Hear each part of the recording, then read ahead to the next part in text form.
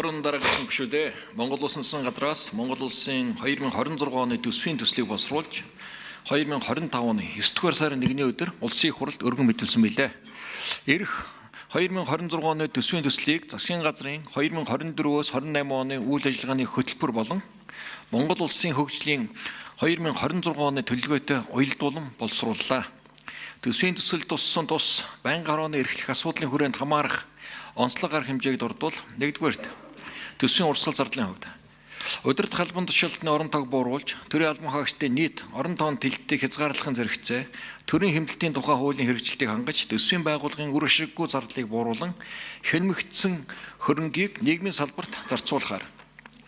цөлжилтөө тэмцэх тухай нэгдсэн үндэсний байгууллагын конвенц 17 дугаар баг хурлыг 2026 онд Монгол улсад зохион байгуулах болсонтой холбогдуулан хурлын бэлтгэл ажлыг хангах, улс орноо сурчлан таниулах, мэдээлэл түгээх, дамжуулах, соёл урлагийн арга хэмжээ зохиох, олон улсын зочид төлөөлөгчдийн аюулгүй байдлыг хангах, тав тухтай орчныг бүрдүүлэх зэрэг арга хэмжээнд шаардлагадах зардлыг санхүүжүүлэхээр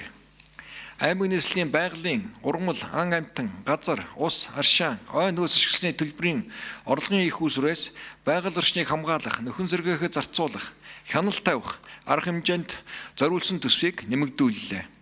Энэхүү нэмэгдэж байгаа хөрөнгийг орон нутгийн хөрсний дороотл, цөлжилт, ан агнуур, ховорцсон амьтад, ойн үржүүлэг, усны нөөц, байгалийн дурсгалт газар, тусгай хамгаалтын газрыг хамгаалах, нөхөн сэргээх, урьдчилан сэргийлэх, тэмцэх арга хэмжээний төлөвлөгөө боловсруулах, судалгаа хийх, иргэн аж ахуйн нэгжийн оролцоог дэмжих, урамшуулах, хяналт тавих, нэгдсэн сан бүрдүүлэх зэрэгт зарцуулахаар аялал жуулчлалын салбарыг эдийн засгийн тэргүүлэх салбар болгон хөгжүүлэх зорилгоор 2023-аас 28 оныг Монгол зочлох жил болгон зарласантай холбогдуулж тус салбарын дэд бүтцийн хөрөнгө оруулалтыг нэмэгдүүлэх, үйлчлэгээний чанар хүртээмжийг сайжруулах зорилгоор хөнгөлөлтөө зээл олгохоор засгийн газрын 25 оны 255 дугаар тогтоолоор шийдвэрлэсэн.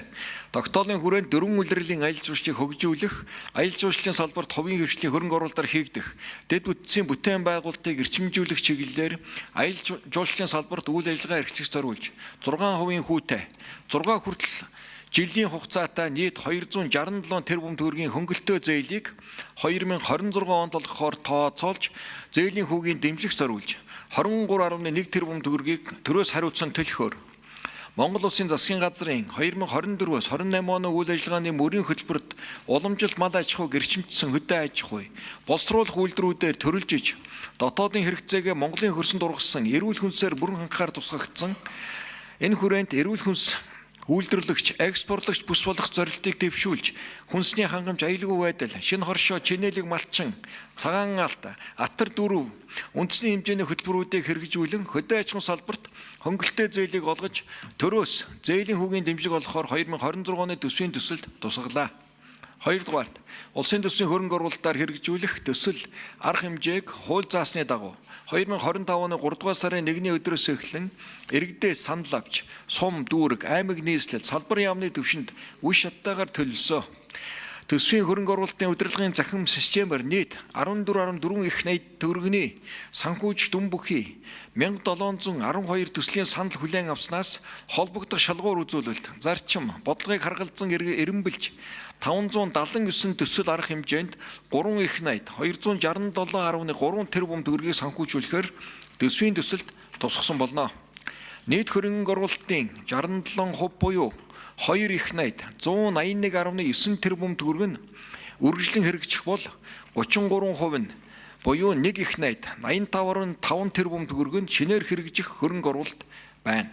Энэ нь 2022-оос 23 онд батлагдсан төслийн тоотой харьцуулахад 2 дахин буурсан үзүүлэлт бөгөөд төслийн хэрэгцээ шаардлагыг тодорхойлох, үнэлэх, эренбэлэх, шалгуур үзүүлэлтийн чанар сайжирч байгааг илтгэж байна. Түүнчлэн 2026 оны төсвийн хөрөнгө оруулалтад хүний хөгжлийг дэмжих зорилгоор боловсруул, эрүүл мэндийн салбарт бүсчилсэн хөгжил болон хувийн хвшлийг дэмжиж, бизнесийн орчныг сайжруулах хүрээнд эрчим хүч, суур дэд бүтцийн салбарт гамшигын эрсдлийг бууруулж, үндэсний сөрөн төсвөрлөх чадварыг нэмэгдүүлэх зорилгоор онцгой байдлын салбарт нийгмийн хэв журам, аюулгүй байдлыг хангах үүднээс батлан хамгаалах, гадаад харилцаа, хууль зүйн, дотоод иргэн салбарт шинэ хөрөнгө оруулалтыг төлөхөө төлөвлөлөө. Тухайлбал тус байнгын ороонд хамаарах салбар буюу Байгаль орчин уур амьсгалын өөрчлөлтийн сайдын багцад 249.6 тэрбум төгрөг, хүнс хөдөө аж ахуйн хөнгөн үйлдвэрийн сайдын багцад 47.8 тэрбум төгрөгийг тус санхүүжүүлэхээр төсвийн төсөлд тусгасан. Мөн олон улсын өмнө хүлээсэн үүргийн хүрээнд нэгдсэн үндэсний байгууллагын COP17 хурдыг зохион байгуулах шаардлагатай санхүүжилт болон гадаад зээл, тусламжийн төслүүдийн Монголын талын хариуцах хөрөнгийг төсвийн төсөлд тусгалаа.